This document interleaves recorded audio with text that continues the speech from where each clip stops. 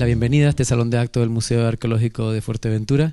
Desde el Cabildo de Fuerteventura pues venimos desarrollando a lo largo de estos años pues diferentes ciclos que han permitido divulgar no solamente el patrimonio arqueológico de Fuerteventura, sino también en este caso, bueno, pues en este nuevo modelo, que ya hemos tenido 2 de las sesiones, pues en una forma diferente, ¿no? Una forma de intercambiar, de diálogo, y en el que entendíamos que no solamente fuese una charla divulgativa, sino que de ese debate, del que después al final podrán participar todos, pues bueno, pues ir desentrañando todos esos enigmas que nos ofrece la cultura majo para los majoreros. En una primera sesión tuvimos la parte de su llegada y todos los debates sobre las hipótesis de cuándo y cómo llegaron los aborígenes a Canarias y concretamente a Fuerteventura. Posteriormente tuvimos una del hábitat que se encontraron, de los espacios naturales, de qué vegetación, de qué forma de islas se encontraron y a partir de ahí cómo pudieron desarrollar. Y hoy tenemos un tema que a nosotros nos parece muy interesante sobre las estructuras y aquello que fueron construyendo aquellos aborígenes, dónde se ubicaron, cómo, por qué ha sucedido con esos poblados y qué es lo que nos quedan a día de hoy, y todas esas partes que estamos en esa investigación. Y para ello tenemos, bueno, pues la suerte de que hayan accedido a contar con nosotros pues José Carlos Cabrera Pérez, responsable de Unidad Técnica del Servicio de Patrimonio Histórico del Cabildo de Tenerife. Buenas noches. Y también conocedor y autor de publicaciones sobre este tema.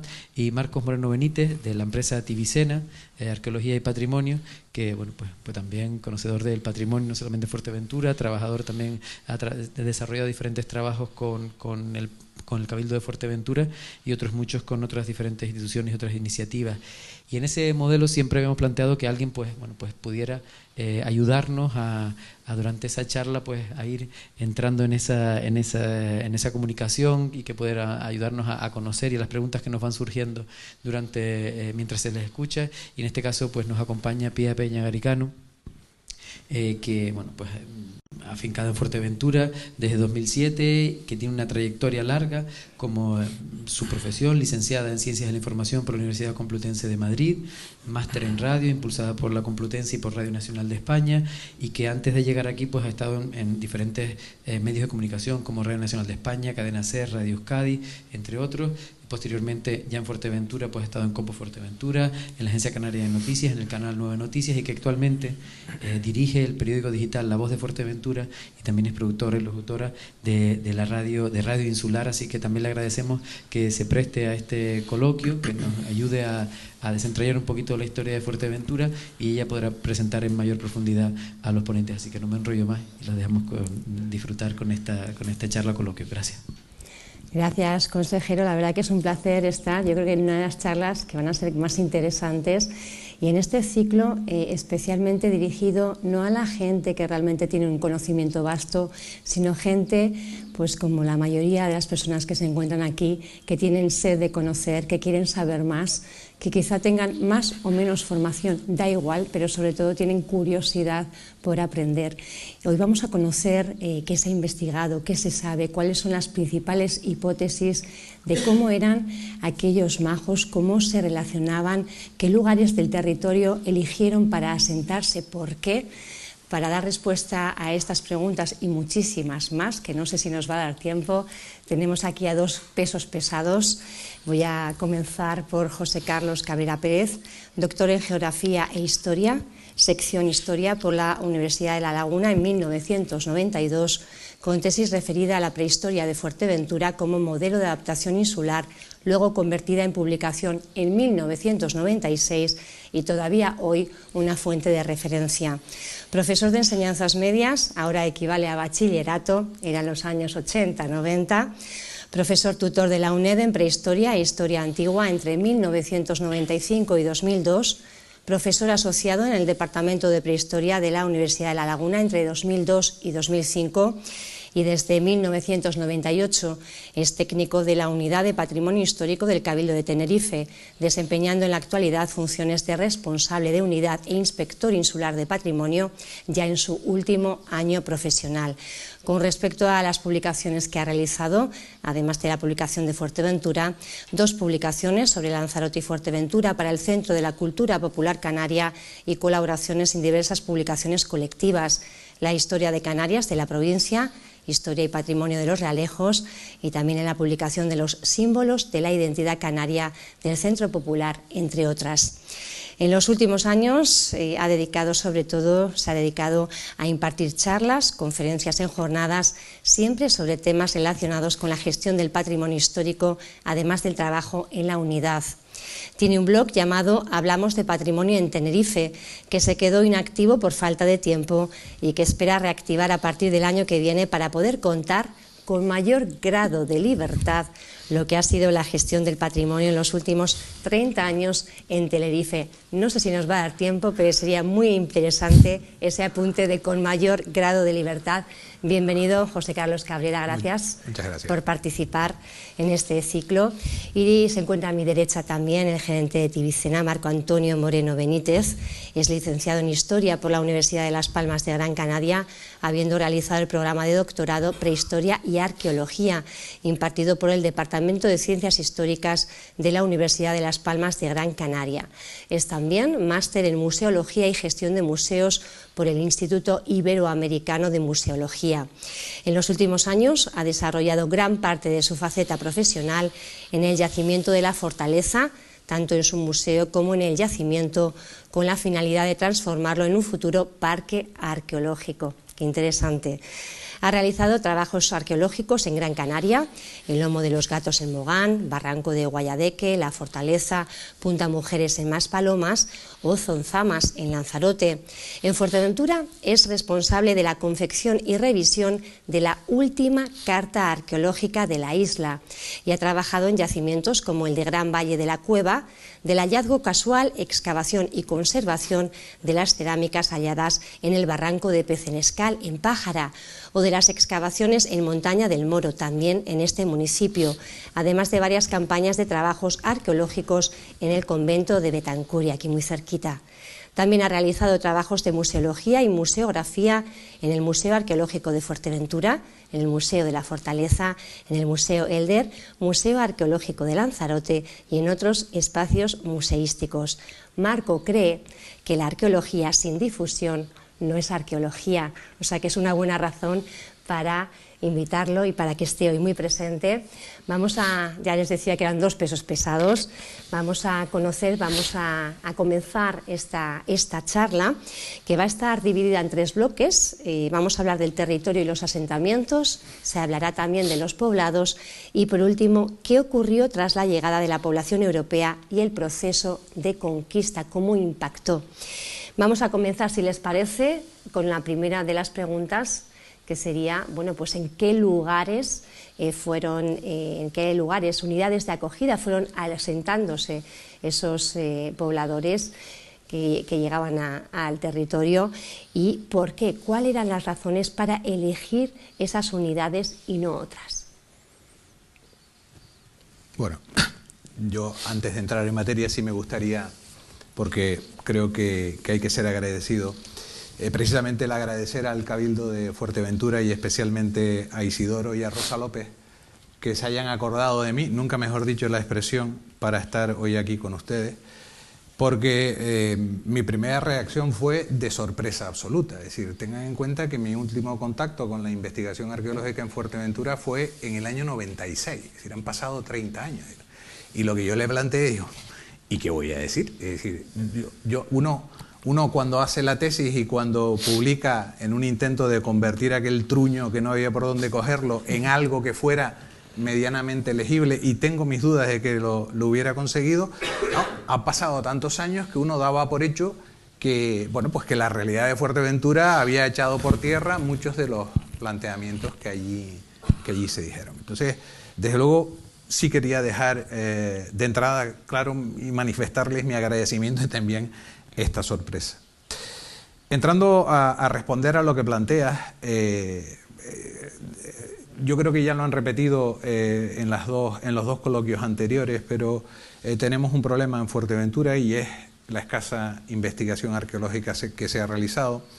Pero es verdad que desde los años 80 En el ámbito arqueológico, en lo que sí hemos avanzado bastante es en la prospección superficial del territorio. Es decir, hay un grado de conocimiento de la realidad arqueológica, al menos en superficie, de las características de los yacimientos, de su ubicación, de sus dimensiones aparentes, que nos permiten sacar por lo menos algunas conclusiones que, desde luego, yo siempre, si algo las caracterizaría sería por su provisionalidad. Es decir, será la excavación arqueológica la que confirme esa visión que tienes de entrada. Desde mi punto de vista, la principal unidad de asentamiento en Fuerteventura van a ser los ejes de los barrancos. Es decir, en todas las sociedades que tienen un grado de desarrollo tecnológico limitado, no me gusta hablar de sociedades primitivas, sino sociedades que pueden ser muy complejas desde el punto de vista de organización social, pero tecnológicamente, qué duda cabe que nuestros guanches, haciéndolos extensibles a los habitantes de las 7 islas, se mantuvieron en un nivel tecnológico, y sobre todo en una isla como Fuerteventura, bastante limitado. Y ante eso, el principal condicionante es el agua. Es decir, los asentamientos de carácter permanente, estable, no aquellos provisionales, no aquellos relacionados con el aprovechamiento de un determinado recurso, como pueden ser los recursos marinos, tienen que estar cerca de puntos de agua.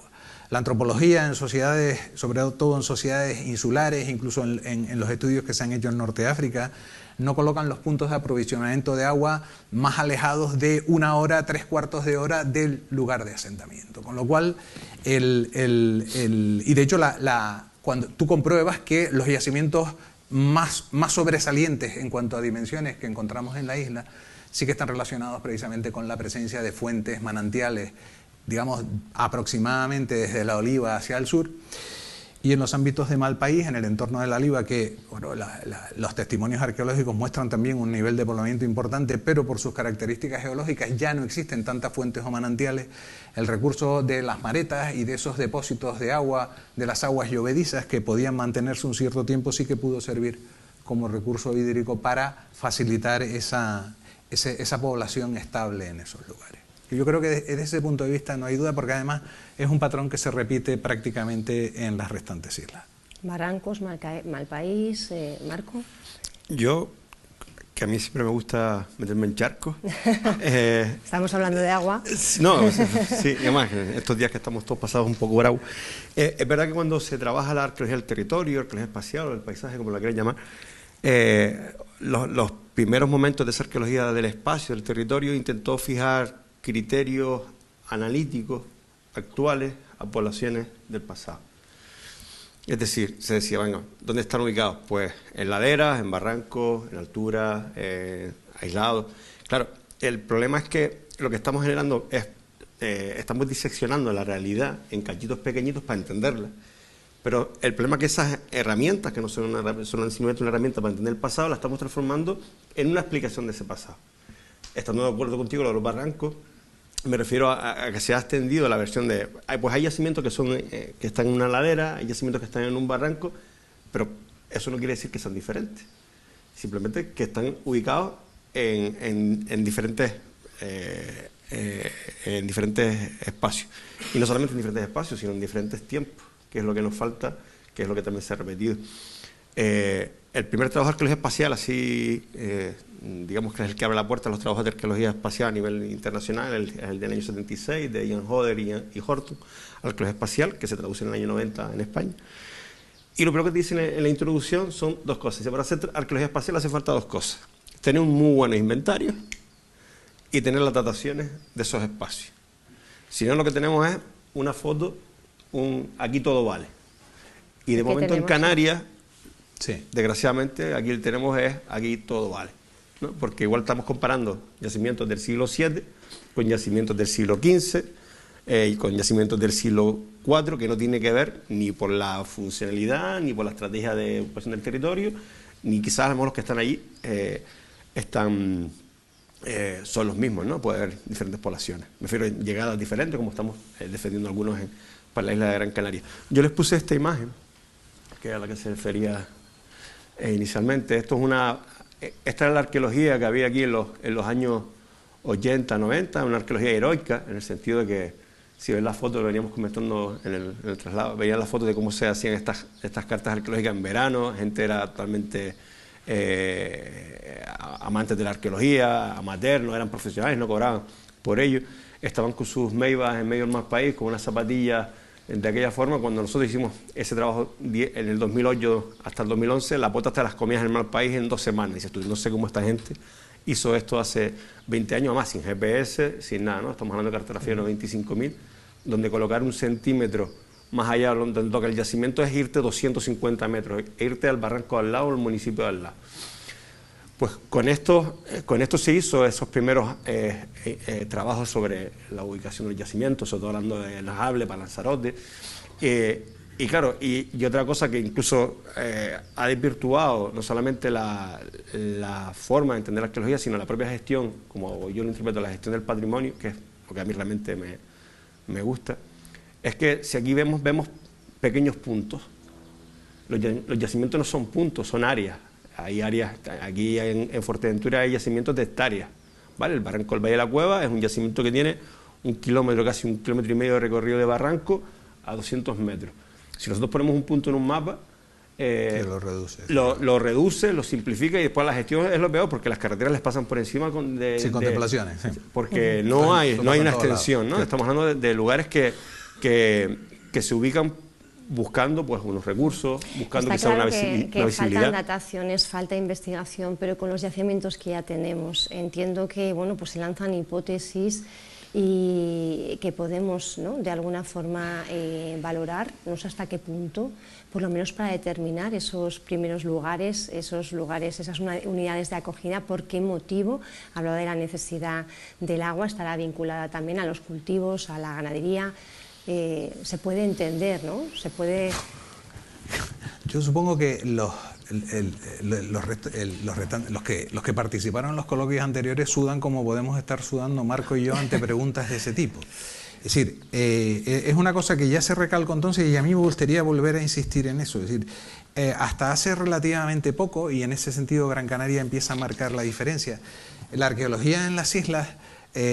lo que parecía mostrar es que los aborígenes de cada isla vivieron en una especie de día de la marmota permanente, desde el año que llegan hasta el momento de la conquista. Es decir, se levantan, ordeñaban, sacaban las cabras, iban a recoger lapas, volvían acá, y así. Sí, era lo que se llamaba una prehistoria plana.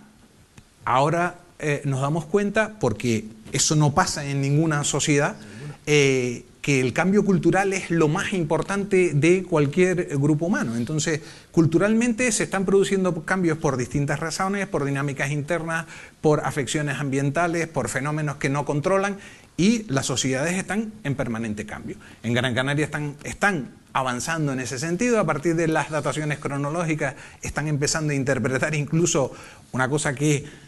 ¿Era tabú? A mí, sí, era tabú, pero que era lo de las 2 llegadas, siglo VIII, siglo XI, que basándonos en el rito funerario, que no sé si estamos entrando en un neodifusionismo que fue penado en los años 50 y 60 como algo imposible, que se negaba la posibilidad de que el cambio solo... o sea, digamos que se negaba la posibilidad del cambio motivado por influencias externas, sino que lo que se propiciaba era que eran las propias sociedades las que evolucionaban, y posiblemente fuera un fenómeno compartido, es decir, se dieron los dos casos. Si llegan a Gran Canaria, en 2 grupos, en 2 momentos, tal como se está argumentando para esa isla, la pregunta es, ¿y Lanzarote y Fuerteventura, que están antes? ¿Y las otras islas en las que no se percibe ese posible cambio? Es verdad que en el caso mío, que precisamente por los años que llevo gestionando desde el Cabildo temas patrimoniales, la realidad y la conclusión de la arqueología de Tenerife en estos momentos es que está muerta. Es decir, no se está haciendo arqueología. En Tenerife no hemos avanzado prácticamente nada. En algunas cuestiones se han hecho estudios de concheros, pero son aspectos muy puntuales. Es decir, cuando intentamos conocer cómo era la realidad arqueológica, o digamos cómo fue qué características tuvo la sociedad de los guanches de Tenerife, casi que tienes que tirar otra vez de Abreu Galindo, de Torriani, de lo que decían, de los 9 mencellatos. No hemos avanzado absolutamente nada, ¿no? Entonces, en Fuerteventura estamos en esa situación. Yo creo que es muy complicado y lanzamos un montón de hipótesis, pero cuidado con eso. Yo creo que en Fuerteventura, precisamente para el momento que tenemos más noticias, es para el último momento, es decir, al momento en que llegan los normandos, que es cuando empiezan a contarnos cómo vivía la gente que se encuentra. Pero no nos olvidemos que cuando llegan los normandos, los europeos llevaban un siglo asaltando las dos islas más accesibles, que son Lanzarote y Fuerteventura, y yo estoy convencido que el descalabro que sufrieron esas dos sociedades durante ese siglo permanente de racia hizo que lo que se encuentra en los normandos posiblemente no tenía nada que ver con la manera de organizarse esa gente antes de que aquí llegara ningún europeo, ¿no? Entonces, para mí es un problema de no respuesta. Entonces, podemos lanzar hipótesis y decir, bueno... Sí podemos decir, por los yacimientos que hay, por la densidad, cuáles fueron los lugares, bueno, pues de preferente ocupación. Eso sí, por los yacimientos que existen, ¿no? Esos ya son datos. El problema es que la concesión del espacio, del patrimonio, varía con el propio trabajo. Es decir, la isla tiene ahora unos 700, no llega a 800 yacimientos registrados. Son muy pocos. O sea, una isla de 1.660 kilómetros cuadrados, esta isla tendría que tener casi a un yacimiento, podría tocar perfectamente un yacimiento por kilómetro cuadrado. Es verdad que cuando se hacen las cartas arqueológicas, lo que se hace es pasar a digital lo que ya había, pero faltan, además ustedes lo ven aquí, ahí no sé si se ve el ratón, no se ve el ratón. ¿Esto funciona? A ver. Bueno, ven zonas donde no hay nada. Esas zonas hay que actualizar las cartas arqueológicas, ¿no? Eso es un proceso largo y laborioso que es Tenerife, cuando fue lo del incendio, aprovechó esa desgracia para y aparecieron. Y se demostró... Claro, la repoblación de Tenerife empieza en los años 40, antes se había deforestado completamente la isla y los usos en ese territorio incendiado empezaron a demostrar que ahí había una frecuentación por parte de la gente. Y claro, si trabajas con lo que hay, las hipótesis que te salen es lo que tienes. A poco que se aumente el número de yacimientos, te va a variar la hipótesis, ¿no? Y una cosa, antes de que me corte. Perdón. Que hay un dato que sí me gustaría decir, porque además lo vamos a sacar ahora, o me gustaría sacarlo en el Valle de la Cueva, que se ponen los malpaíses como espacios secundarios, espacios de relegados, para que se escondían ahí cuando llegaban los piratas, ¿no? Por decirlo así, llegaban las racias. El Valle de la Cueva está del siglo XI. Entonces, ¿qué hablamos? O el malpaís grande, hay estructuras que están, ¿sabes? Son parte de su paisaje y se están utilizando de forma cotidiana. O sea, como digo, en el Valle de la Cueva tenemos 1,5 kilómetros de yacimiento enorme que están totalmente metido dentro del malpaís, ¿no? Arriba del malpaís de la arena también. También es verdad que después hacemos lo contrario. Todo lo que vemos en el malpaís y todo lo que vemos puede ser, hay partes que no tienen material y automáticamente le damos una afiliación indígena, cuando posiblemente sean usos y costumbres que están llegando hasta ayer por la tarde. De hecho, cuando hicimos la última prospección en el Valle de la Cueva, había todavía varios baifos en los toriles con material aborigen, que algunos estaban muertos, otros estaban recién colocados, con lo cual los usos se repiten. O un ejemplo, todo lo contrario, la Cueva de Beatriz, la conocen, arriba de la costa norte, hicimos hace poco unos sondeos, siglo XVII, XVIII. Nosotros apostamos todo que iba a ser indígena, que iba a ser majo. No salió nada, ni un trozo de cerámica indígena, y las dataciones que son muy posteriores, ¿no? Entonces, el bendito problema, las hipótesis o el trabajo va a ir cambiando a partir de lo que se elabore. Entonces, proponer zonas de ocupación con lo que hay es equivocarnos o acertar con lo que hay. Sí que sabemos que hay sitios arqueológicos que son en las cimas de las montañas. Hablamos, por ejemplo, de Cardón, hablamos de Tirba, hablamos de Tindaya. Les preguntaba yo antes fuera de micrófonos sobre la montaña mágica y me decían, hay mucha leyenda. ¿Qué explicación dan o qué significado puede tener esta ocupación por los restos que existen en las cimas de montañas? Bueno, las características de los yacimientos de montaña, insisto, hasta los que yo llegué a conocer, desde luego eran yacimientos particulares, con unos usos que no debieron ser los de una presencia permanente, como podemos, digamos, dentro de lo que es un concepto de poblado estable. Más allá de que no tuvieran excesivas dificultades en cuanto al agua, son lugares inaccesibles, son lugares relativamente inhóspitos en una isla como esta, en la que sopla el viento de manera constante y fuerte, y ya nos contaron en las jornadas anteriores que no parece que el medio natural de la isla y sus condiciones climáticas generales, más allá de algunas oscilaciones, haya variado en exceso. Y son sobre todo los que están ubicados en puntos como la Fortaleza. En el caso de Tindaya, salvo que haya habido cambios, recuerdo que en todo caso las estructuras estaban en la base, pero en la montaña en sí mismo lo único que encontrábamos eran los grabados rupestres, que eso ya es harina de otro costal. ¿Por qué? Bueno, porque se han lanzado los podomorfos, el significado de los podomorfos, es verdad que están en el norte de África, es verdad que tenemos podomorfos con analogías tipológicas en Lanzarote. En Tenerife han hablado de podomorfos a unas formas rectangulares que desde mi punto de vista son podomorfos, te lo juro por mis antepasados, pero bueno, podían ser podomorfos o podían ser cualquier otra cosa. Las interpretaciones desde la perspectiva astronómica, por ejemplo, creo recordar un trabajo de José Antonio Belmonte que planteaba que habían documentado que de los 200 y pico podomorfos que hay en Tindaya, la mitad estaba orientado al Teide. Claro, la pregunta es, vale, la mitad está orientado y la otra mitad. Es decir, que el 50% esté orientado al Teide significa que tenga una relación con el Teide. ¿Es el Teide o es el oeste por donde se pone el sol, que están en la misma dirección?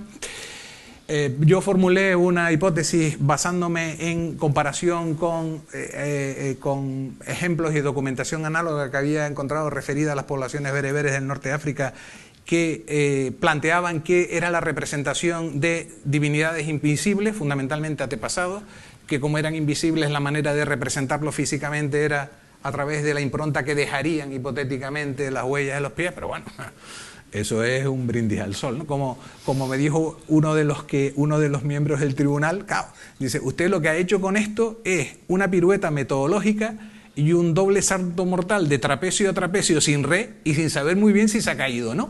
Y digo, pues tiene toda la razón, ¿no? Entonces, pero bueno, puede ser una hipótesis como puede ser cualquier otra, ¿no? Tindaya es un caso especial, pero yo desde luego la montaña como tal no la entendería como lugar de asentamiento, digamos, en el lenguaje que se utiliza en arqueología, en el concepto de asentamiento que está más vinculado a una ocupación, a una presencia humana, a unos usos relacionados con actividades económicas y sociales. ¿Marco? Aproveché que está hablando José para poner esta diapositiva donde se ven las dataciones y la ocupación de la isla.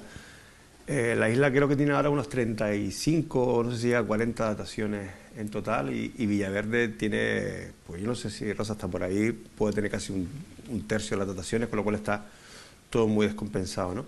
Hay mucho resto humano datado, con lo cual también nos está hablando además de restos diferentes. Hay cuevas por un lado, siendo el modelo de Gran Canaria, me llevo todo para la Isla Redonda, cuevas por un lado y posibles cistas, túmulos por otro. Pero a mí una cosa que me llama la atención, siguiendo un poco el hilo del tema de las montañas, las dataciones del Cardón y Tirba, que son bastante antiguas. Creo que a poco que nos gusta un poquito la arqueología canaria en general, vemos que en todas las montañas de las islas hay algo que se sale de lo doméstico, por decirlo así, ¿no? Sí, en Lanzarote tenemos los canales, aquí tenemos Tindaya, el Cardón, Tirba, la Muda, la Fortaleza. En Gran Canaria, la Fortaleza, Ventaiga, Tenerife, las Cañadas en sí mismo es es un sitio distinto, cosa diferente. Claro, otra cosa. Carajonay, La Palma. Claro. Entonces, y todos esos espacios coinciden, ¿no? La existencia de grabados, la existencia de estructuras que no se pueden caracterizar como domésticas. En el caso, por ejemplo, de Tindaya y la Fortaleza, hay restos de animales consumidos en la parte alta. La existencia de, como digo, grabados, el mundo funerario, la vinculación de esos espacios al mundo funerario. Yo, más que sea una especie de gran epifanía de la población indígena, es que ya vienen con eso de su lugar de origen. O sea, ya la montaña y en su cultura la montaña conlleva ese tipo de significación de los espacios, ¿no? Y es curioso porque, por ejemplo, para la fortaleza en Gran Canaria, cuando se ocupa la parte alta es a partir del siglo VII. Antes no hay nada. Del 7 al 13 están ocupando la montaña. Después en el 13 abandonan la cima y se trasladan a la base. Y aquí, curiosamente, también las primeras dataciones en espacios, digamos, estos espacios sagrados, si los queremos ver así, también coinciden con estas fechas, ¿no? A mí me llama bastante la atención. Y si vemos que ya en el 10 la isla hay un déficit brutal, como también nos pasa en Gran Canaria, y perdón que la mencioné tanto, que del siglo X hacia atrás es muy complicado localizar dataciones y espacios arqueológicos. Puede ser porque los mismos espacios están viviéndose de forma continuamente y desaparecen esas dataciones antiguas. Hay un seco tafonómico, es decir, nunca vamos a encontrar, y ya lo comentó Jonathan Santana la primera vez, nunca vamos a encontrar el primer yacimiento, la primera ocupación, eso es muy complicado. Pero si hay la isla parece que en el siglo X ya está totalmente, sería lo lógico, totalmente ocupada de norte a sur, de este a oeste. Pero ya, bueno, tenemos a los romanos o las poblaciones romanizadas en Lobos desde el siglo I, y lo lógico que como el resto del archipiélago, a partir del siglo I-II, la isla esté ya por lo menos asentada. Y un poquito, y termino ya, a raíz también de lo que dijo antes del patrón de asentamiento, no cabe duda que la llegada de los primeros europeos, que no fueron de Jean de Bettencourt ni de Fer de la Salle, tuvo que desmantelar por completo la ocupación del territorio. Fíjense que apenas hay poblados costeros grandes en Fuerteventura. A mí me llama la atención que tampoco los tenemos en Lanzarote, en Gran Canaria sí. Entonces yo no sé si es que evidentemente llegaron primero a Lanzarote y Fuerteventura y arrasaron, y por eso puede haber una vida al interior, pero tampoco. Es decir, en el siglo IX ya las fuentes árabes hablan de Canarias como un lugar mítico. Sí, Islas Eternas. Sí. A partir del siglo X-XI ya es un lugar geográfico, o sea, ya las conocen, con lo cual posiblemente también en las poblaciones del norte de África estén llegando a Canarias, algunos con buenas intenciones y otros con no tantas. Y eso determina también el patrón de asentamiento. Entonces, vamos, básicamente que nos queda un montón por hacer, pero un montón. En cuestión de territorio estamos empezando ahora, porque estas dataciones son las que nos permiten empezar a pensar fuera del marco ecológico-cultural. Me refiero de plantear que la relación de los asentamientos son simplemente una respuesta a las condiciones ambientales. Teniendo en cuenta la capacidad del territorio, teniendo en cuenta que estamos hablando de hace 2000 años, ¿podemos aproximarnos a cálculos demográficos en la isla? ¿Cuánto podría ser esa población cuando hablamos de los majos? A ver, yo estuve repasando las cifras que se manejaron desde las que manejaron incluso los primeros europeos, y volvemos a lo mismo, es decir, los totales demográficos, en qué momento y sin tener en consideración circunstancias concretas que hubiera sufrido esta gente a lo largo de todo ese periodo, ese dilatado periodo de tiempo de presencia en la isla. Las cifras que se manejan, por ejemplo, en sociedades insulares estoy hablando de sociedades insulares del ámbito del Pacífico. Y vas a comparar islas como Canarias con Micronesia, Polinesia, y es verdad que estamos en ámbitos geográficos separados miles de kilómetros. Ambientalmente, digamos que son circunstancias que no tienen que ver las circunstancias ambientales de Canarias con las de las sociedades del Pacífico, pero sí que tienen una serie al margen de la posible influencia externa. Tengan en cuenta que estas nuevas hipótesis relacionadas con posibles aportes son de antes de ayer en términos de lo que ha sido la historia de la investigación en Canarias. Siempre lo planteabas desde el punto de vista de las limitaciones que podían sufrir estas poblaciones ante las constricciones ambientales. Y son las mismas que en el Pacífico. Entonces, en sociedades, digamos que tienen problemas análogos y las respuestas son, o aparentemente son análogas. Entonces, para sociedades insulares en un nivel de escasa organización, no siendo una sociedad estratificada, no siendo una estructura protoestatal como la que parece que está llegando Gran Canaria en el momento de la conquista, no plantean para un territorio de la superficie como Fuerteventura un total de población que pudiera superar los 6.000 habitantes.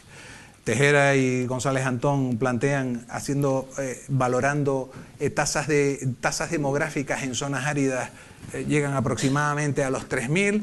Carmina del Arco y Juan Francisco Navarro incluso los redujeron a 1.000.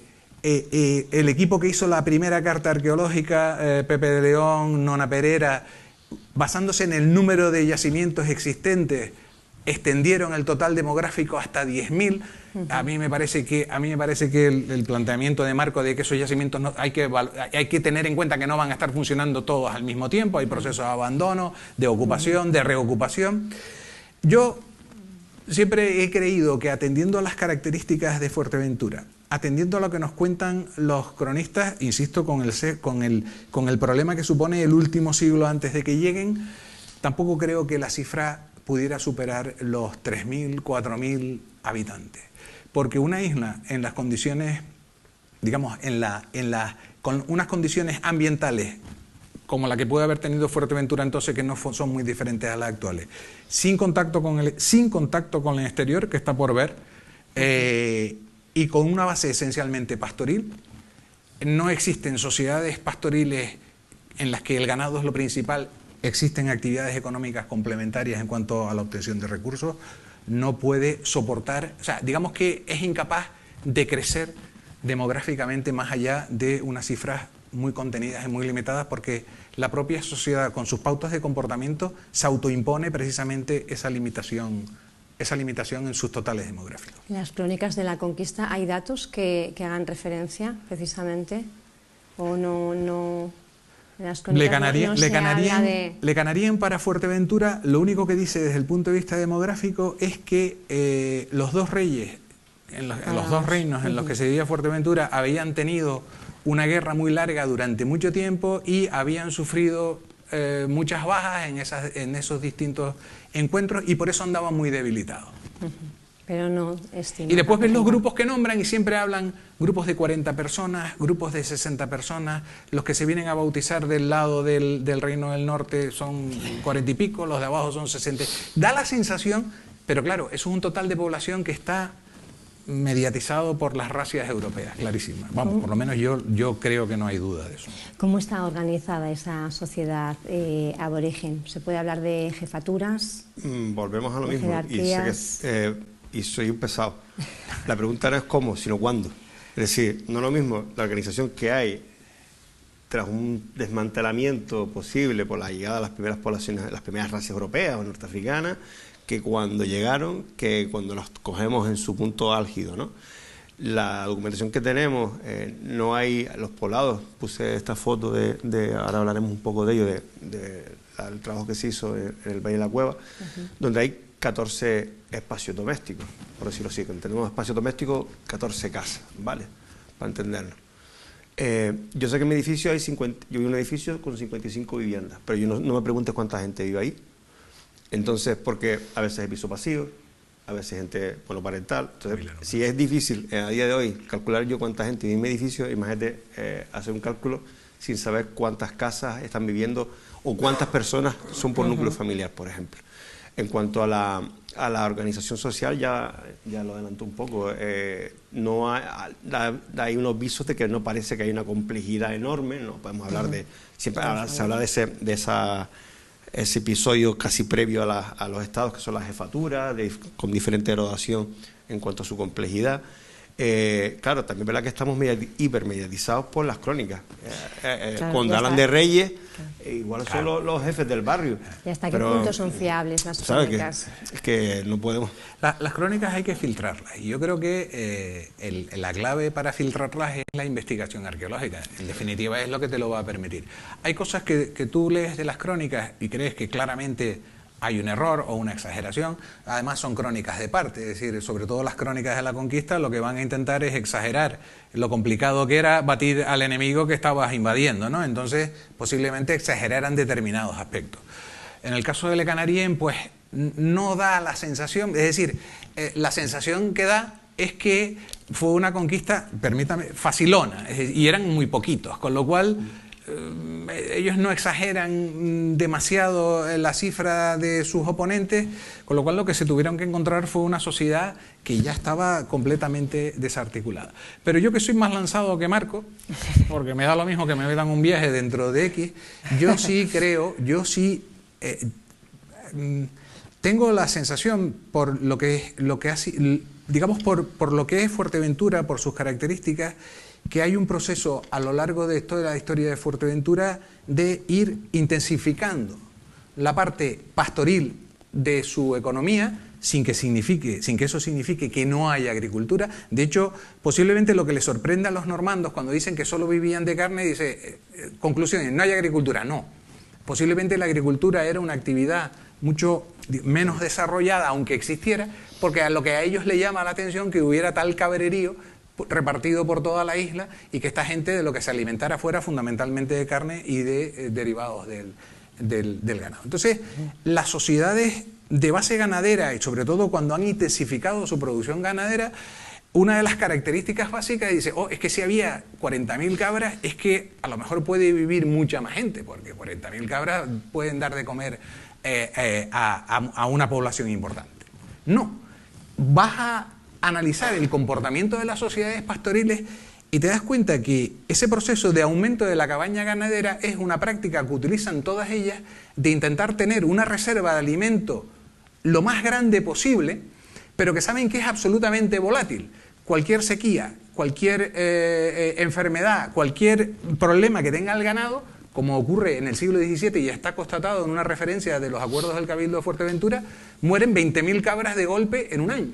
Entonces lo que hacen es intensificar esa cabaña ganadera, pero ellos mantienen su nivel de población porque no se adaptan al máximo, sino se adaptan a un nivel mínimo. Es decir, piensan, dicen, vale, yo tengo 40.000 cabras, pero pasado mañana me quedo con 10.000.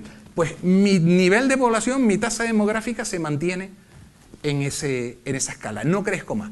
Y una sociedad con una población tan contenida no llega a convertirse en una sociedad compleja como por ejemplo encontramos en Gran Canaria, porque además, y en eso, bueno, evidentemente Marco sabe muchísimo más que yo de esto, pero es evidente que esa diversidad y esa riqueza que tiene la cultura material de Gran Canaria, que por ejemplo cuando la comparas en Tenerife, dice, o los del Tenerife eran unos soquetes, o aquí pasó algo que hizo que no pudieran, en una isla que tenía, digamos, una cantidad de agua y una cantidad de terreno fértil que pudiera ser análoga a la de Gran Canaria, y sin embargo se mantuvieron siempre en un nivel desde el punto de vista de la cultura material que no llega ni por asomo al grado de complejidad que vemos en la isla vecina y que posiblemente se debe a que evolucionaron de otra manera. De hecho, los 9 menceñatos y el estudio de los restos óseos encontrados en Tenerife lo que nos están transmitiendo desde fechas bastante tempranas es fenómenos de hostilidad y de guerra interna encarnizada en un periodo de tiempo largo. O sea que la imagen del guanche romántico habría que ponerla en revisión. Sí, claramente. ¿No? Estamos hablando de las jefaturas. Les quería preguntar por la pared de Jandía. ¿Qué significado? ¿Cómo se interpreta? A ver, Marco. Hombre, en principio se interpretó como la separación de los dos reinos. Pero quizás por la manía que tenemos de ir a lo fácil. Es decir, buscamos en las crónicas o en las fuentes no históricas, para la compropiedad, la ratificación de aquello que ya pensamos. Es decir, si hay una pared y en las crónicas dicen que hay dos reinos, ya está. La pared que separa, los linderos... Matemática. Y eso creo que ha lastrado la arqueología, porque lo que hemos hecho es buscar la ratificación en vez de la falsación, que es lo que hace o es lo que debería hacer la arqueología como ciencia. Es decir, yo puedo decir que todos los cisnes son blancos, porque puedo llegar a un momento en que encuentre un cisne negro y esa teoría me la tira al piso, ¿no? Que es lo que decía Popper. Pues esto es lo mismo, nosotros tenemos que decir, oye, es solamente una sociedad ganadera, pues yo tengo que empeñarme en buscar la agricultura. Pero no solamente no ratificarla a través de las crónicas, ¿no? Porque como decías, está muy mediatizada. Entonces lo que se está proponiendo ahora, por usos tradicionales, que también son bastante peligrosos porque nos genera un actualismo, es decir, es verdad que las cabras de ahora son iguales que las cabras de hace 2000 años y que los usos, la forma de pastorear puede ser igual, pero la forma de la propiedad del suelo, la herencia o la cultura que haya puede variar y no sabemos cómo ha variado. Y se propone que era como una especie de dehesa, ¿no? Una dehesa comunal. Pero el problema es que la arqueología se basa en los restos materiales y lo demás es especulación, que es lo divertido, porque nunca falla. Es decir, por eso cuando no sabemos algo decimos que es ritual Porque eso ahí has acertado seguro. Sí, ahí acierta seguro. Ahí te va a costar demostrar. Que es el problema, ¿no? Cuando no tenemos la idea de que eso es ritual. Sí. Es ritual. Y ahí es un cajón enorme. Y quedas como Dios, porque a veces, señor, ¿cuánto sabe este? ¿No? Y dice, entonces, una pieza estamos ritual. falsando muchas veces o falseando cuando quizás lo más honrado es decir, mira, no sabemos. En el momento no sabemos. ¿Podemos saber, por ejemplo, las características espaciales de los poblados, de los majos? Yo estoy empeñado en poner esta diapositiva, no sé si alguien me pone una mano. Estoy aquí dándole a los botones y antes me sale. Ahora, esta. Ahora que estaba. La cabeza, vale. Vale. Pero, perdón, ahora que sé ya. Venga. No, sí, la estoy. Vale. No sé si es para responder a la pregunta. Sí, bueno, pero. de antes, sí. No, esto viene de más atrás. Eso sí. Esta. La dejo ahí, que ya sé qué botones. Estamos hablando de si hay, pues se ha investigado lo suficiente y a través de los yacimientos, de los restos que sí conocemos, podemos saber cómo son las características espaciales de esos poblados de los majos. Pues mira, creo que el Valle de la Cueva, que es un proyecto que inicialmente lo empezó financiando la Dirección General, después el Cabildo lo hizo suyo. Yo creo que es un ejemplo de cómo cuando entramos al terreno las cosas se asientan y empiezan a surgir nuevas ideas. También es verdad que los drones facilitan mucho ver una cosa que antes, yo tengo que decir que la arqueología de Fuerteventura, mi primera excavación fue en el Valle de la Cueva, un verano, dibujando todas esas piedras, dibujando a mano, ¿vale? Con plomada y papel milimetrado. ¿De cuándo hablamos, Marco? Año 95. Año 95. Con Matilde. Entonces, Matilde. No, con Dimas. Con Dimas y Pedro y vale, sí. Y por mucho que dibujamos, no te haces una idea de lo importante que es el Valle de la Cueva o la arqueología de estos malpaíses cuando la ves desde el aire, ¿no? En este sentido. Y la complejidad, porque empiezas a ver que aquí hay una organización del espacio, hay temas que se van como añadiendo, hay elementos que configuran o jerarquizan el terreno. Por ejemplo, hay dos sectores muy claros en este sentido, la parte del sector 1 que es digamos más alejado de la marea y que está más cerquita de la marea. Es curioso que arriba no encontramos espacios domésticos, solamente está la cueva, y abajo sí, ¿no? Que ven la concentración de estructuras. Ahí se ven los grandes recintos que se han interpretado en algunos casos como corrales, pero seguro que los que conozcan algo de cabras y hayan estado en el sitio, cualquier cabra que la ponga ahí se descojona porque tiene por dónde saltar, salir, volver a entrar, ¿sabes? Lo llevas claro, ¿no? Sí. Básicamente. Es curioso que, como digo, cuando se hace un análisis un poquito simplemente muy sencillo desde el aire, se ven que los espacios domésticos, que son estos más altos, las casas, las polilobuladas de toda la vida, se concentran alrededor de estos espacios, ¿no? Les invito a que vayan un día que llueva, o en estos días que está lloviendo, para que vean qué pasa con esos espacios. Se llenan de agua. Las casas están en los laterales y esos espacios se llenan de agua. Con el mismo proyecto del Gobierno de Canarias hacemos sondeos en estos supuestos corrales, pensando, bueno, Navarro Artiles en el año 98 publicó la posibilidad de que fuera una especie de protogavia, es decir, un sitio que almacenara el agua, que almacenara, o que sirviera incluso de espacios donde se pudiera cultivar con esos.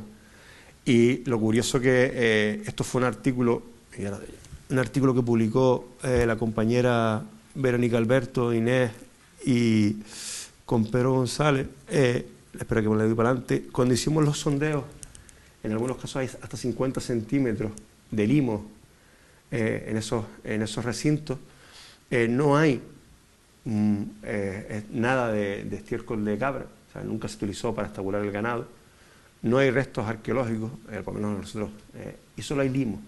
O sea, eso fue un espacio que estuvo siempre, con lo cual la idea de que lo que tú comentabas del agua, igual estos espacios se utilizaron en su momento para, no sabemos si para retener el agua, después plantar como una pequeña huerta, y a lo mejor ese muro es para que la cabra no entre, no es para tenerla adentro, ¿no? Pero sí hay una cierta complejidad, pero vamos, que tenemos como desde que somos Homo sapiens, es decir, desde que sabemos hacer un poquito fuego, organizamos nuestro día a día, ¿no? Entonces, pero sí se ve que por ejemplo, y pongo simple, que es lo que estoy viendo yo aquí, y lo de aquí es diferente. Hay una estructura que quiero que vean, espero que a ver si la puse, esta estructura. Esto es Lanzarote. ¿Qué vemos ahí? Vale, estos son samas. Vale. Vale. Estos son es que samas. pensé que estaba aquí. Vale. Estos son samas. Vale. La pongo porque, si se fijan, estos lóbulos, estos círculos, con esta entrada está la entrada por allí, en la escalera, se parece mucho a lo que tenemos aquí. Claro. La diferencia es que estas están sobre el terreno, las de Lanzarote están, es verdad que el tiempo y el jable también las han enterrado un poquito, están mucho más deprimidas. Pero la idea es la misma, ¿vale? Entonces, volviendo a ese posible hermanamiento de las islas orientales, yo lo tengo muy claro, la cerámica se parece mucho, sí. Las estructuras, la cultura material. Gran Canaria va a su bola, una cosa que no tiene nada que ver. Y las islas occidentales pues van a la suya. Sí. ¿No? Entonces, volviendo a esto, la excavación del barranco del Valle de la Cueva lo que nos permite es afinar los datos. Sabemos que el Valle de la Cueva hay una datación del siglo III, pero le digo que se olviden de ella, no sirve para nada, ¿vale? Las islas orientales se está documentando un problema muy gordo, que es con las dataciones, tienen un alto nivel de nitrógeno. Entonces, envejecen muchísimo. No sabemos por qué, qué proceso bioquímico está pasando para que eso pase, pero hay fauna que cuando se calcula, cuando te dan la muestra de la datación, te dice los niveles de carbono, niveles de hidrógeno.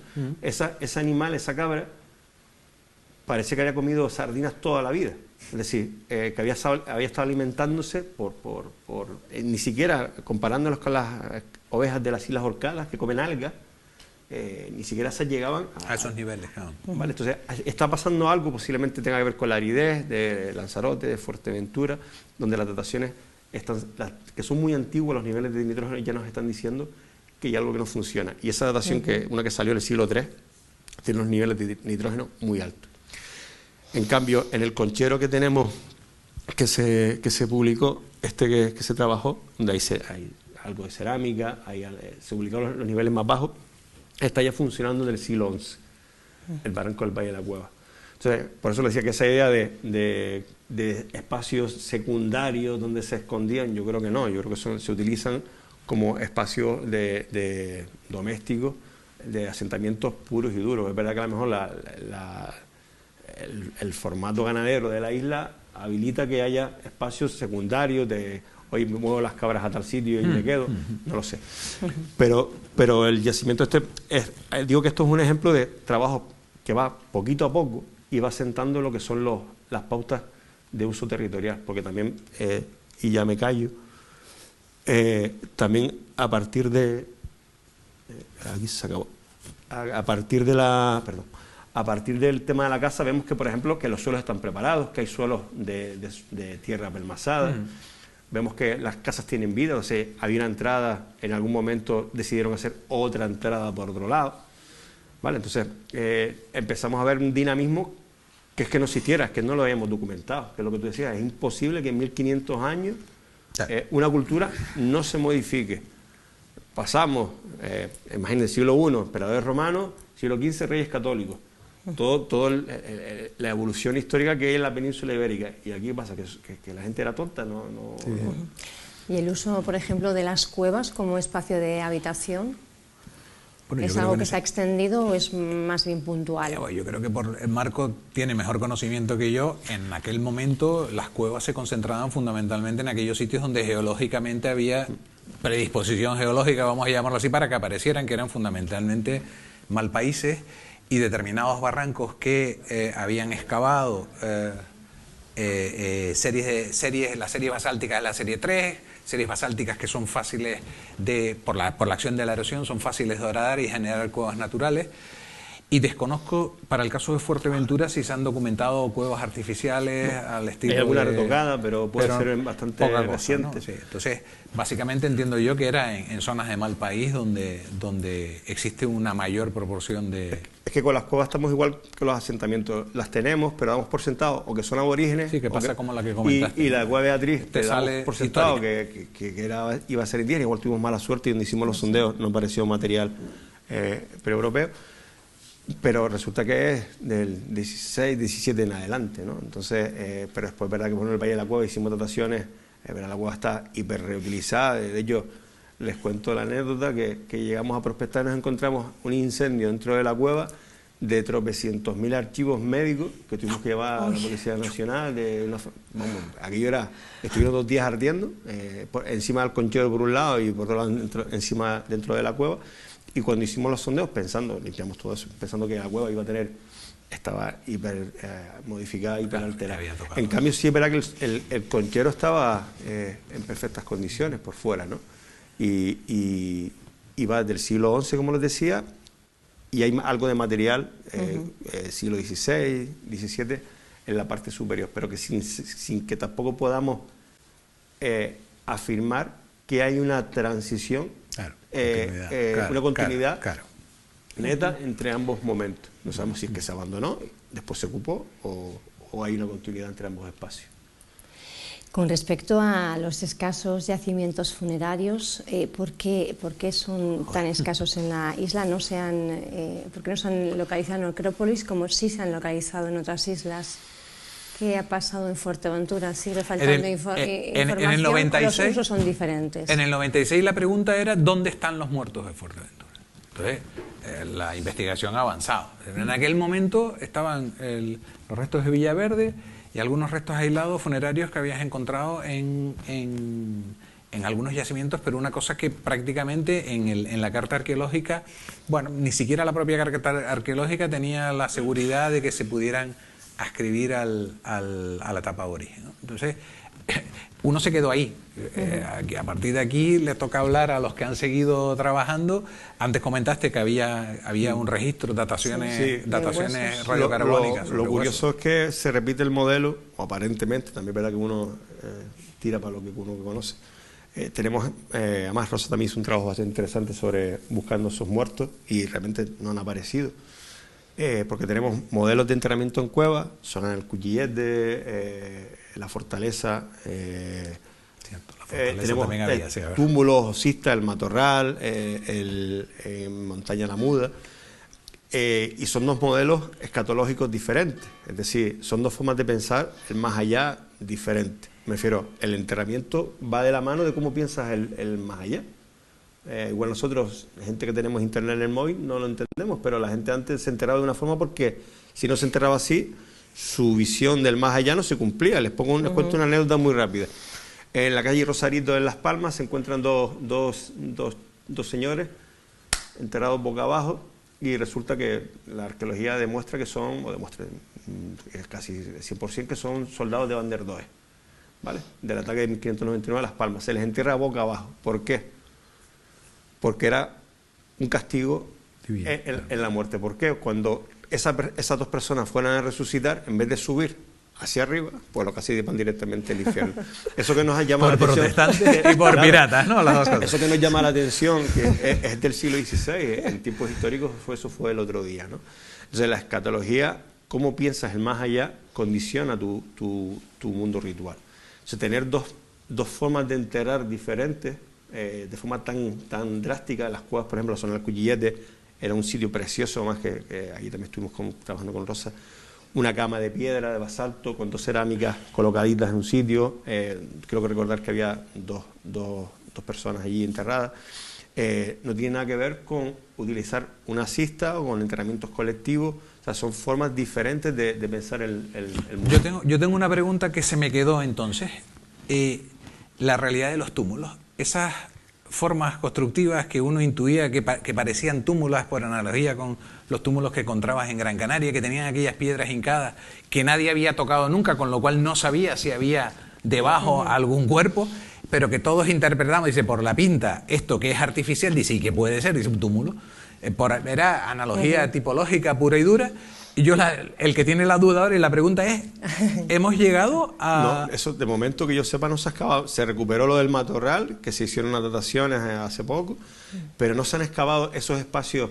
Yo creo que en su momento se defendía que eran túmulos, después una pequeña excavación demostraron que eran amontonamientos de la Legión. Eso fue en Pozo Negro. Eso fue en Pozo Negro. Con Dimas había unos que también se interpretaron inicialmente como túmulos, ellos los excavaron y efectivamente era para clavar la bandera y no tenían nada que ver con el mundo aborigen. Pero es verdad que en Las Hermosas, y creo recordar que no me acuerdo, por algún otro sitio, incluso están en alguna fotografía que uno tiene todavía, dice, No sé si es un túmulo, pero parecerlo parece. El tema, y arrimo el ascua de ver siempre mi sardina, es que la arqueología, que muchas veces ahora tenemos suerte porque las dos universidades de alguna forma en los últimos años han cogido algo de resuello y han empezado a investigar.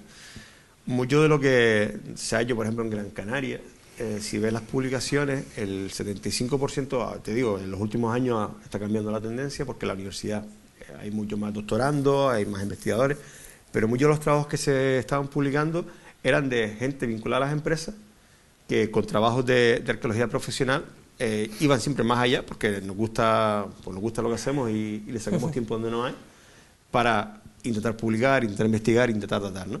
Y ese cúmulo de información, pues, de alguna forma ha brotado en el 2019 en un artículo que yo fue del tema del cambio de uso en el mundo funerario para Gran Canaria, y de ahí ha continuado. ¿Y qué pasa? Que nosotros nos cavamos donde queremos. O sea, a lo mejor la universidad con proyectos de investigación sí pueden decir, oye, quiero saber si estos túmulos son túmulos o no, y los excavo. Hay un proyecto detrás, hay un dinero. La arqueología profesional, que depende de las administraciones y que depende de proyectos vinculados a la gestión del patrimonio, vamos donde nos manda. Lo que sí es verdad que tenemos que intentar después, a partir de ahí, como si digo, como nos gusta lo que hacemos, tenemos esa suerte, intentar desarrollar un poquito más allá. ¿Y qué yacimiento funerario destacarías de los ya excavados hasta ahora en Fuerteventura? ¿Cómo, perdona? ¿Con qué yacimiento funerario de los ya excavados en Fuerteventura destacarías? Hombre, la Solana, porque estaba intacto, se excavó con técnicas contemporáneas, con lo cual no dependemos de una interpretación de lo que os digo Jiménez Sánchez o Castañeira, sino estaba, aunque es verdad que estaba en muy mal estado, pero vimos el contexto. Posiblemente había unos tejidos, la verdad que estaban muy deteriorados, estaban en su posición primaria, con su cerámica, que eso fue para nosotros, vamos, encontraste una cerámica entera, pero eran tal cual, o sea que entonces, pero claro, eso fue porque había no recuerdo bien, no sé si había una obra o había un deterioro muy gordo y se tuvo que actuar desde el Cabildo, pero hasta que no se le meta mano con cabeza y digo, un proyecto ambicioso a largo plazo, porque si no al final siempre son tiritas que ponemos sobre el patrimonio. Yo creo que eso está quedando claro, ¿no? La necesidad de seguir investigando. Tenemos que ir ya, no sé cómo vamos de tiempo, vamos con el último bloque, esa llegada de la población europea a las islas, ese proceso de conquista y cómo pudo modificar ese impacto, el patrón de ocupación de los majos en el territorio.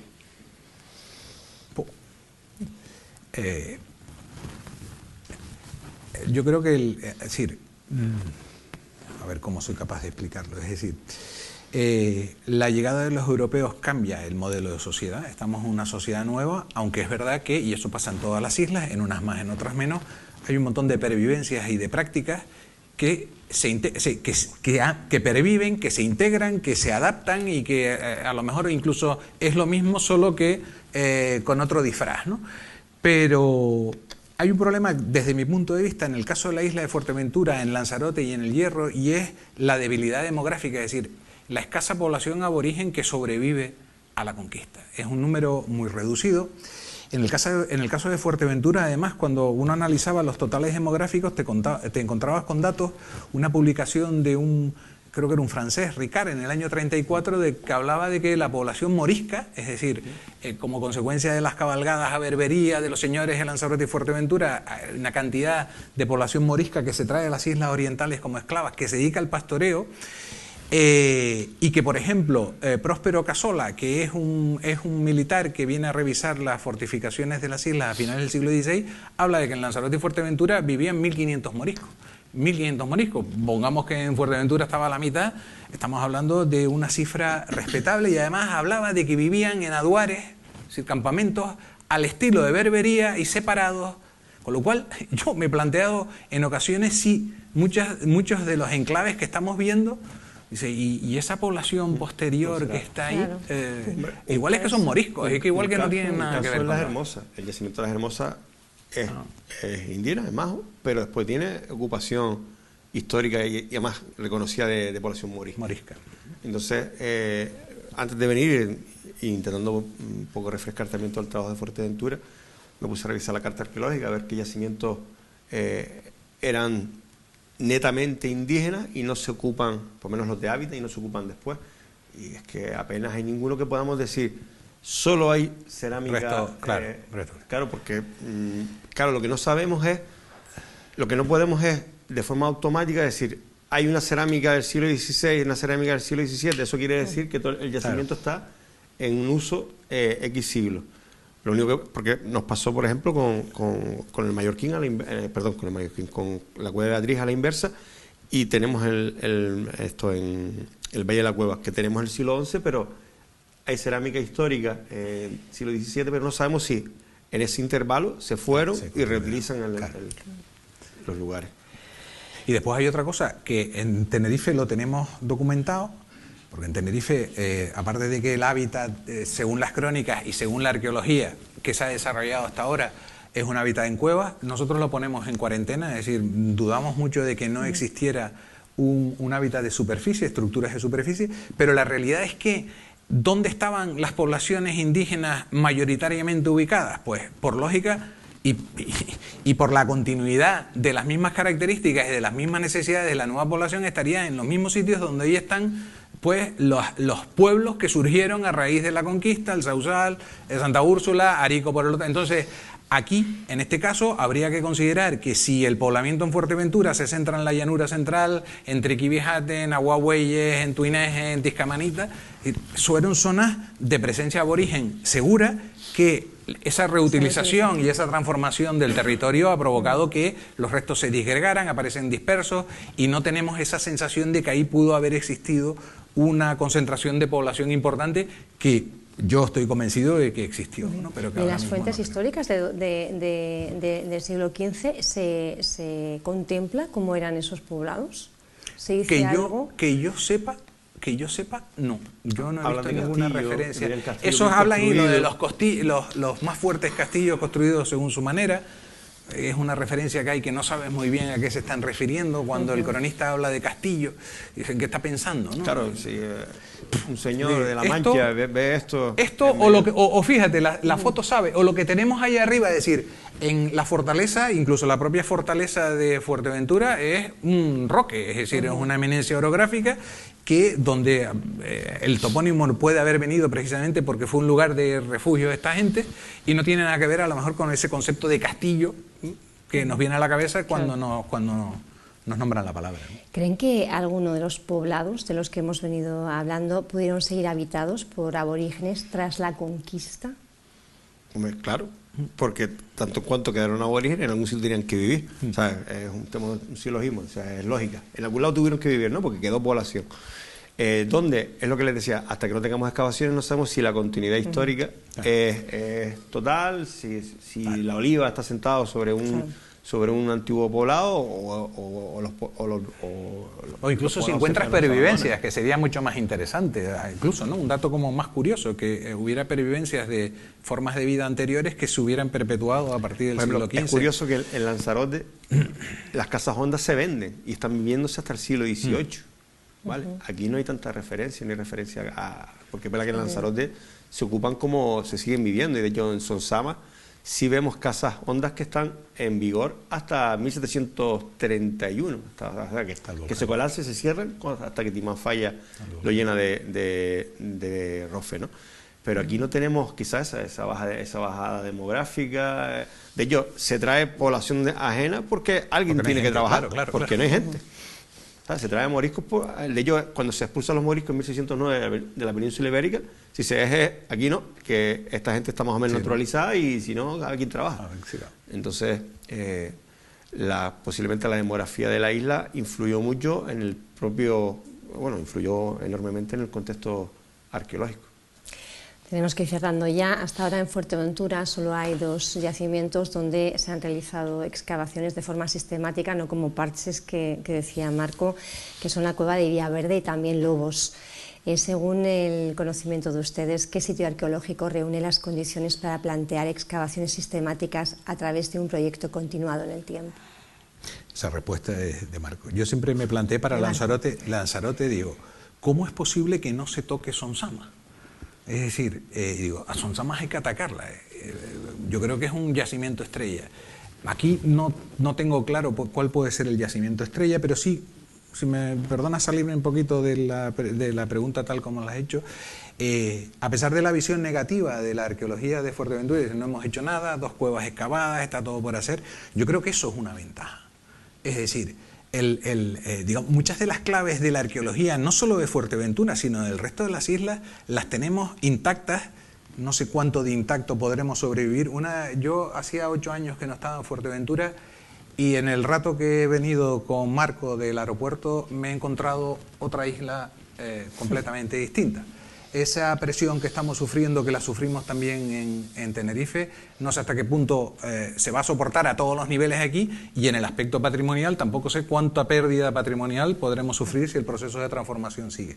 Pero sí que creo que la ventaja que tiene la arqueología de Fuerteventura es que está por hacer. Y entonces le toca a este señor y a aquella señora el conseguir del Cabildo y de la Dirección General de Patrimonio que se den cuenta de la importancia de ese potencial mejor que tiene la arqueología de Fuerteventura y de las posibilidades que puede darnos en cuanto a explicar las formas de comportamiento de toda esta gente. Hay que apostar por la financiación, Marco. 2 apuntes. Para mí Fuerteventura es el gran reservorio de la arqueología canaria, de todas las islas. Lo digo sin ánimo de hacer la pelota. Gran Canaria está bastante trillada.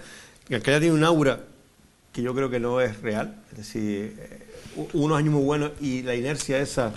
y unos yacimientos muy espectaculares, vale, claro, que se venden por sí mismos. Pero la monumentalidad de Gran Canaria también la tiene Fuerteventura. Claro, O sea, sí, totalmente.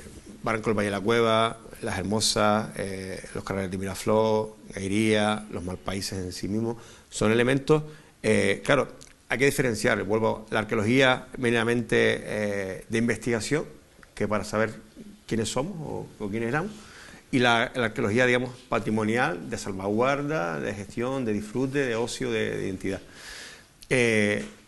Ahí las administraciones tienen que hacer sus cábalas, es decir, aquí excavamos esta cuevita que está inaccesible, que solo la van a poder excavar los arqueólogos y van a tener un montón de datos para toda la sociedad, pero no la va a poder ver nadie más, o nos quedamos con este sitio que puede visitar todo el mundo, que a lo mejor no nos da tantos datos, pero nos va a permitir que genere una conciencia social mucho más amplia.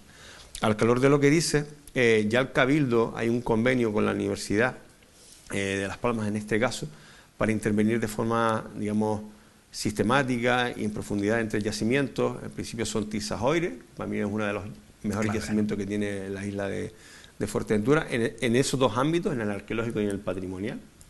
Las Hermosas, otro yacimiento brutal, y Tiquital, las cuevas de Tiquital. Entonces, los tenemos repartidos a lo largo de toda la isla, y eso nos va a permitir saber norte, sur, centro, cómo funciona, ¿no? Nosotros ahí, de momento estamos en una parte del proyecto, no sabemos si estaremos en el futuro, eso dependerá de la universidad, y ahora estamos con las prospecciones que se están ya terminando, pero que es una apuesta decidida por parte del Cabildo de Fuerteventura de investigar, ¿no? Como digo, la arqueología de Gran Canaria ha avanzado a base de esa arqueología patrimonial que a veces obtienes datos, pero te cargas lo haces a costa del paisaje, a costa del propio yacimiento. Entonces, es una cosa de amor-odio, ¿no? De obtener datos, pero a cambio de... Porque muchas veces lo típico, haces una carretera, pues tienes que excavar ese yacimiento acaba desapareciendo. Obtienes datos, pero paisajísticamente nos merece la pena. Y sobre todo, perdona Marco, pero claro, no depende de los arqueólogos. Sobre todo porque, y lo digo, además... la suerte inmensa desde el punto de vista arqueológico, ¿no? Bueno, también de muchas más cosas, pero desde el punto de vista arqueológico, la suerte inmensa que tiene la gente de Fuerteventura. Es decir, el caso de Tenerife, que lo conozco de primera mano, desgraciadamente, la arqueología no solo está muerta, sino además es una arqueología que cada vez que vas a atacar un yacimiento, los yacimientos están expoliados, saqueados, no antes de ayer, incluso de mucho tiempo atrás, apenas hemos sido capaces de encontrar un yacimiento relativamente intacto en el que pueda plantearse una investigación que tú digas, vale, aquí tenemos un yacimiento que al menos desde el punto científico nos va a aportar, y después lo que estamos sufriendo como consecuencia de esa presión del territorio es que la investigación en arqueología en la isla está marcada por las placas fotovoltaicas y no por un proyecto de investigación que diga, yo voy a estudiar el mundo funerario de los Guanches y una vez haya planteado mis hipótesis me interesa excavar aquel yacimiento, este otro y este otro. y los demás los dejo en reserva para el futuro. No, aquí estamos excavando, insisto, a golpe de tercer carril de la autopista, a golpe de un parque eólico, y claro, eso no puede marcar la investigación arqueológica, es un disparate y es una frustración terrible. No sé en qué momento están ustedes aquí, pero yo creo que con todo, como dice Marco, coincido plenamente con él, es decir, es la clave de la arqueología de Canarias, pues están en una posición mucho más ventajosa y con muchas más posibilidades de futuro, desde luego. Muchas preguntas planteadas, la respuesta es la investigación, ese llamamiento a las autoridades, ¿verdad?, para que apuesten. Es el momento del turno de preguntas de ustedes. Preguntan, tienen a Marco y a José Carlos a su disposición para todas las dudas que hayan podido surgir, ir planteándolas. No sé si alguno se anima. Por aquí, Rosa.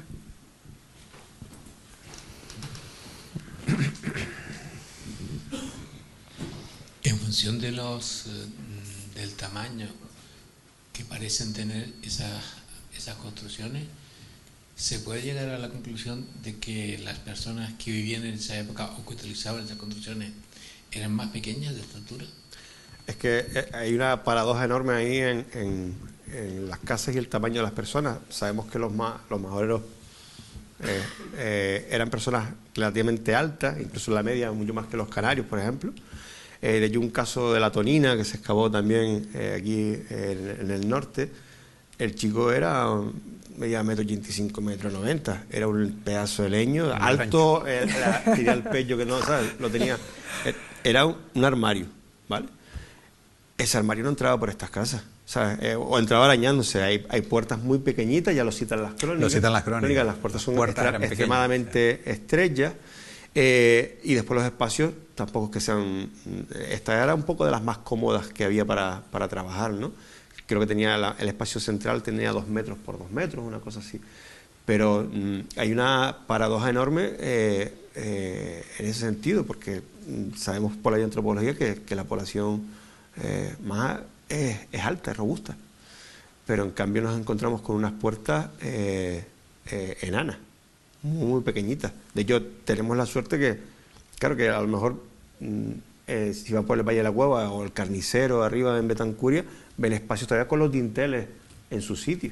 Entonces, y ves que tienes que entrar muy agachado y muy casi ladeado, ¿no? Que se proponía que si era para evitar que los piratas o los conquistadores localizaran. Pero claro, pero si esto es del siglo XI, eso se cae. De todas maneras, yo también hay que considerar que el concepto de hábitat y el lugar de habitación tampoco tenemos que trasplantar nuestro modelo de hábitat cómodo, es decir, posiblemente gentes que hacían su vida exterior, posiblemente las construcciones domésticas igual eran lugares de mero descanso, es decir, dormir y punto. Es un planteamiento que también tenemos que tener en consideración, ¿no? Incluso la posibilidad de que todos esos habitáculos formaran una construcción más compleja, con un reparto de funciones en los distintos espacios que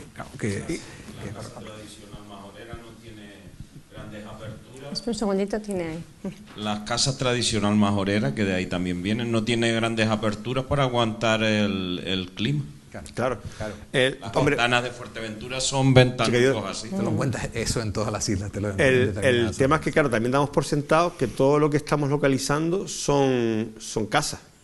Sí, hay estructuras pequeñitas que pueden ser fresqueras para guardar queso, para guardar carne, ¿vale?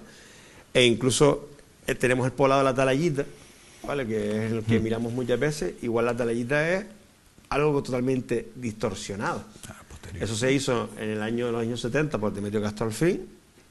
No hay planos de lo que encontró, solo tenemos el resultado final. Igual se inventó la mitad de lo que tenemos. Que no se tiren manos a la cabeza, lo tenemos en Gran Canaria también. En La Guancha hay una casa que Jiménez Sánchez se inventó, y sabemos ahora cuál es, para la película Tirma. Tenemos una casa cruciforme. No solo eso, en la arqueología hay muchas historias. Claro, entonces, hoy manipulaba las momias. Es decir, realmente las momias del Museo Arqueológico de Tenerife encuentras artilugios modernos para que aquello se ensambla. Es decir, hay Bueno, hay Entonces, una esa intrahistoria de la arqueología heroica que... Esa imagen de las casas de la Talayit de Huernos están distorsionando también, que sean, coño, ¿cómo pueden ser casas tan pequeñitas? Igual varias de esos módulos son una sola casa que reinterpretaron mal. Fíjense de estas que tenemos aquí tenemos tres habitáculos, la puerta, quiero recordar que era... Aquí a la derecha, sí. Sí, era por aquí. Pero después tenía otra entrada por allá que se le añadió el 3, se le añadió a posteriori. Entonces a lo mejor lo que tenemos a la Talayita son varias estructuras que están independizadas a día de hoy, pero que hemos formado una inicialmente, ¿no? Con ese, como dices tú, con esas pequeñas, con un patio, con un espacio central que abre a varios lóbulos. Pero nos queda mucho por saber. O sea, por ejemplo, esas piedras hincadas que aparecen en muchas construcciones, dices tú, vale, una piedra hincada, pero ¿cómo levantas una pared sobre piedras hincadas? Cuando no tienes no tienes base, solamente hay una alineación de piedras hincadas, ¿no? Que es un muro, el resto de una cista. Hay todavía muchas incógnitas, pero insisto, lo bueno es que está todo por hacer y se puede hacer con cabeza. O sea, porque otras islas ya han perdido mucho de ese patrimonio. Por aquí, Rosa. Esta que se está haciendo desde norte a sur, yo por lo que veo en la zona de Corralejo, que hay luego las entradas en todos los pueblos y el impacto en el territorio es muy grande. Entonces toda esta zona yendo hacia el sur se tiene en cuenta realmente cómo impacta en zonas que son mucho más naturales. Bueno, es que hay un procedimiento establecido. Nosotros sí. Ahí, cuando llegamos, es cuando está todo el pescado vendido. Sí, además, sí. Claro, entramos en una cosa que no tiene nada que ver con... Bueno, pero tiene que ver casi con gestión de patrimonio arqueológico. Es decir, eso sí lo vivimos desgraciadamente y de manera habitual. Normalmente los proyectos se diseñan, en las evaluaciones de impacto ambiental se interpretan mal. La evaluación de impacto ambiental previa a un proyecto lo que tiene que determinar cuáles son las afecciones al proyecto en materia de fauna, de flora, de patrimonio, de las condiciones atmosféricas y todo. Y lo que se hace es intentar seleccionar aquella opción, aquella alternativa que sea menos impactante en función del grado de impacto a las distintas variables. Y el patrimonio es siempre la última. ¿Por qué? Porque lo que se plantea cuando contratan un arqueólogo, que en las grandes obras sí se contrata y además ahora mismo las administraciones, sobre todo los cabildos, estamos exigiendo que en las evaluaciones de impacto ambiental en las que antes no aparecía el estudio patrimonial, sino que el biólogo de turno decía que había mirado por allí y no había encontrado nada, ahora sí se está exigiendo. Y lo que plantean los arqueólogos, lo que se plantea habitualmente es la excavación de urgencia, el recuperar toda la información científica, perdemos el yacimiento. Nosotros al menos en Tenerife, salvo en una obra enorme que no tiene alternativa, que es el Tren del Sur, que tiene que ir en paralelo a la autopista y que destroza aproximadamente unos 83 yacimientos inventariados, más algunos que puedan salir cuando se haga una prospección intensiva, ahí lo que vamos a plantear es excavación y, también lo veníamos hablando, medidas compensatorias por un tubo. Es decir, si se va a producir una destrucción de patrimonio arqueológico que es inevitable, el promotor, quien sea, tendrá que adoptar lo que se llaman medidas compensatorias, que es como compensación a esa destrucción que no está programada por la ciencia, sino está programada por algo que no tiene que ver con la ciencia arqueológica, tú me vas a compensar excavando esto, haciéndome el inventario o lo que sea, me hace la prospección, me hace una publicación, me pones en uso un yacimiento que esté cerca. Esos son lo que se llaman las medidas compensatorias. Pero es verdad que normalmente y prácticamente para la mayoría de las obras llegamos para apagar el fuego. Quiero decir, no se hace un estudio para modificar el proyecto y salvar el patrimonio. Yo creo que de las poquitas cosas que estamos haciendo bien en Tenerife es, a lo mejor con el tranvía, con el Tren del Sur, ir contra todo el cabildo, pues nuestra pequeñita unidad de patrimonio pues igual no puede. Pero en proyectos más pequeños, tipo parque eólico, tipo placa fotovoltaica, lo que decimos es, adapte usted el proyecto y establezca ámbitos de protección en que el yacimiento no se toca porque no hay necesidad de tocarlo. Y usted las placas de fotovoltaicas, en vez de ponerlas aquí, las pone aquí y me salva el yacimiento. Eso lo estamos consiguiendo. Hay ocasiones en las que no. Y yo entiendo que aquí debería hacerse por de esa... ello, en alguna ocasión, y más en Tenerife me acuerdo que pasó, que los compañeros te llamaron, nos encargan prospecciones previas para hacer a lo mejor algún tipo de planteamiento inicial sobre placas fotovoltaicas, y vemos que hay un yacimiento que es enorme y dice, mira, esto aquí no puedes hacer nada porque que tú te vas a cargar, no es que vayas a excavar un poquito, es que te vas a cargar un yacimiento que tú no vas a tener dinero en la vida para estudiar esto en condiciones. Y no, que sí, y hablamos, mira, ahí afortunadamente, en ese caso, lo único que habían hecho los promotores era comprar el terreno. Claro. Si hubieran ya avanzado más, no sé qué esfuerzo hubiéramos tenido para frenar lo que está comentando Marco. Lo que pasa es que es verdad que ellos dicen, vale, háganos un informe en el que expliquen esto que estaba comentando Marco. De hecho utilizamos precisamente el estudio que ellos hicieron para demostrar que era inviable. Y efectivamente ellos utilizaron el informe nuestro para recuperar la inversión que habían realizado en la compra y pudieron recuperarla y se marcharon sin dar más la lata. Pero créanme que el enemigo es fuerte y nosotros somos pocos y no... Yo siempre digo que somos como la aldea gala, pero sin poción mágica. Entonces las hostias te las llevas todas, ¿eh? Y duelen.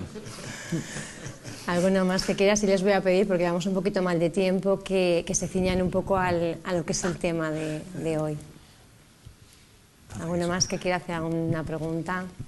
Por ahí, Rosa, ahí atrás.